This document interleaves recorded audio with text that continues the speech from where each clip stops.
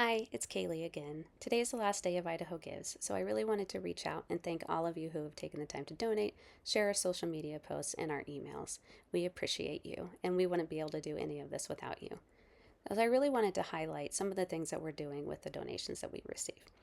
So, for example, we plan to bring a Holocaust survivor back to Boise, whether that's Pete, who was amazing, or another Holocaust survivor.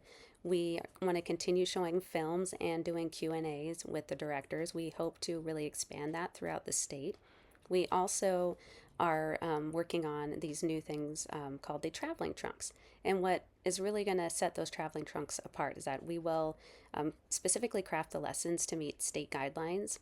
And so that way, educators don't have to worry about, is this going to meet the standards for my district or for my state? We're going to make sure that that is the case. And whether that's going to be through testimonies or a novel, we're going to use kind of those as a large part of the lessons. And then what we're also going to do is make sure that we have artifacts, whether that be maybe a star that says Yud or something along those lines that's going to be tangible, that brings that history alive. So they're not just reading about something that happened 80 plus years ago. They're reading about something and then they can hold something from that story.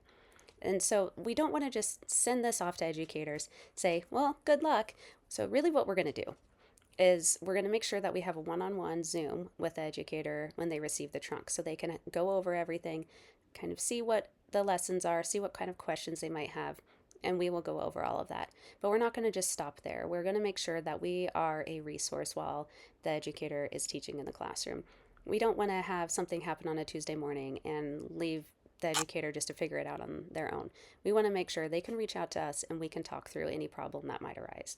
So, really, your donations, what they're doing, they're helping Idahoans throughout the state in rural areas have access to maybe resources that they hadn't before. We're lucky in the Treasure Valley to have the access to things that we do. And so you're really helping to expand that. And thank you so much for your generosity. And we appreciate you all so much.